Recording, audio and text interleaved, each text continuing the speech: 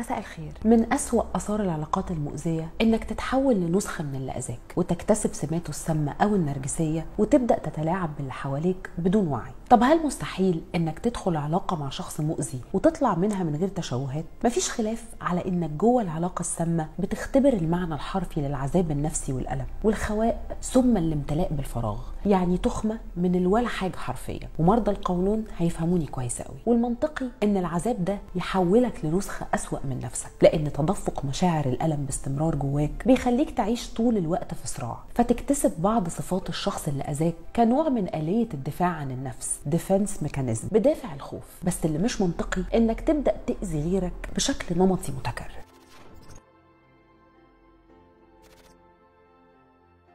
في شخص عنده وعي بالصفات اللي اكتسبها وبيحاول يقاومها وما يتصرفش بناء عليها، وشخص عنده وعي بالصفات بس بيختار يكمل بيها لانه شايف انها بتحميه من نرجسيين محتملين واذى محتمل، وشخص ما عندوش وعي بكل ده فبيقرر يقفل على نفسه وعلى ألمه لانه حاسس انه لسه في التجربه وما خرجش منها، وشخص ما عندوش وعي برضه بس مش قافل على نفسه وماشي يعور في خلق الله. الفكره هنا ان كل دول خلاص ما بقوش ضحايا، طالما خرجت الموضوع انتهى وعليك مسؤوليه التعافي وعدم أذية الآخرين. طب هل في أشخاص عارفين إنهم مؤذيين وبيدعموا أساليبهم المؤذية بوعي وبيستمتعوا بيها كمان؟ للأسف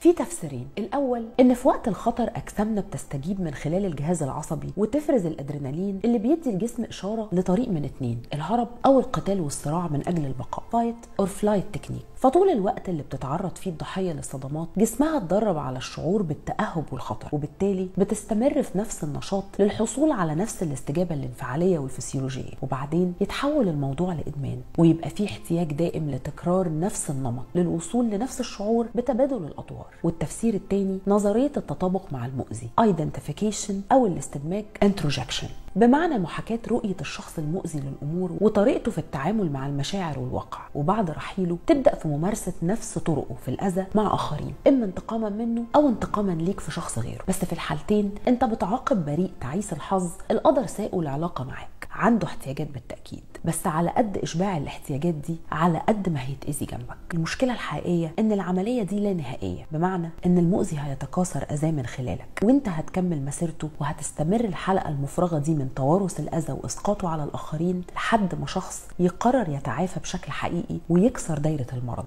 التخلص من السمات اللي اكتسبتها والملامح السامة اللي اتسربت ليك من خلال هشاشتك النفسية واللي خلتك تفقد ذاتك، وده الفقد الوحيد اللي محتاج تنتبه له، إنما خسارة المؤذي دائما وأبدا مكسب.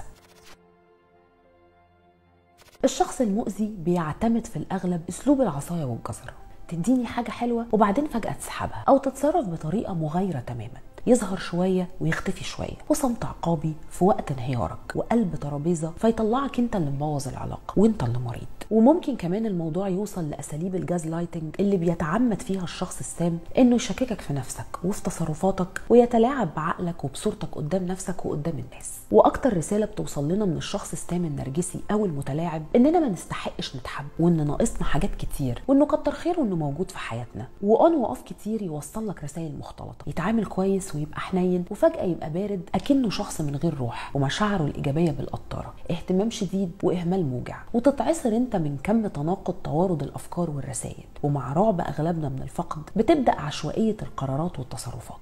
ومش هيمشي عادي، لا، ضروري يسيب لك بصمة تزاولك شهور ويمكن سنين أو لآخر العمر. مش ضروري تكون تصرف سام، ده ممكن يرزعك واحدة نقيض كل اللي فات عشان يهزك أكتر ويشككك في دوافعك لإنهاء العلاقة. إدراكك للأساليب دي هيخليك مصحصح لنفسك ولأي صفات سامة اكتسبتها بسبب الصدمة والأذى. هتلاقي عندك صوت داخلي مسيطر عليك في علاقاتك وبيسوقك في افعالك وبيقولك مين ده اصلا، ده ما يطولش يبقى معايا، انا كتير على اي حد، فيها ايه لما اكلم كذا شخص واشبع احتياجاتي بوجودهم من غير ما اكون ملتزم تجاه حد فيهم. وهتلاقي اساليبك اصبح فيها تشغيل دماغ ولعب وكلام بالقطاره واختفاء وقلب ترابيزه، حتى لما هتتألم لألمهم اللي انت حافظه صم هتلاقي نفسك بتختلق مبررات، زي ما يكون جواك شخصين، الشخص القديم الطيب اللي بيحب قوي من كل قلبه، والتاني الشرير اللي بيردد انه مش بيحب حد واهم حاجه عنده في الحياه نفسه بس. وطبعا كل القوه دي مزيفه لانك واخدها من ناس تانية بتجري وراهم ويجروا وراك. انت بتعيد تشكيل نفس المناخ والصراع اللي عشت فيه، ومع اقل موقف يحصل تشعر فيه بتهديد اخر ترجع تحس انك صغير وقليل تاني، وتتلاشى وتتضاءل، بالاضافه لانك بقيت بارانويد ومجنون بالشك وما عندكش ثقه في اي شخص ولا حتى في نفسك. فانت دلوقتي في موقف اصعب لانك لسه مأذي وكمان بتأذي غيرك. فصباح جلد الذات وتأنيب الضمير يا ابو عم بعد الفوقان من الغيبوبه دي. مشكلة المرحلة دي إنها حقيقي بتلخبط الأوراق على بعض وكل العقد بتتشابك فتصبح كلكعة كبيرة. أنت مش عارف بتحب مين ومشدود لمين، مين فارق معاك ومين وجوده مجرد احتياج، مين المؤذي ومين الضحية. أنا حاسس أصلا بحب ولا ده وهم، دي مشاعري ولا ده انعكاس لمشاعر اللي قدامي، ده نفس الشخص ولا شخص غيره. في حاجات مشتركة بينه وبين اللي أذاني وده طبيعي، كلنا في الآخر بني آدمين، بس مفيش تطابق هيحصل غير منك أنت. حتى لو اختيارك للمرة التانية والتالتة كان سام، ده لأنك لسه مش قاري المشهد ولا شايف نفسك ولا عارف تختار اللي يناسبك. محدش بيجري وراك، انت اللي بتجري ورا نفسك. صحيح ان كل ده رد فعل، بس ضروري تخلي بالك من الافكار دي وتحصدها وتدور على معالج نفسي يساعدك تتعافى منها، هي وصدمات الطفولة اللي خلتك اعتمادي وفريسة سهلة من الاول.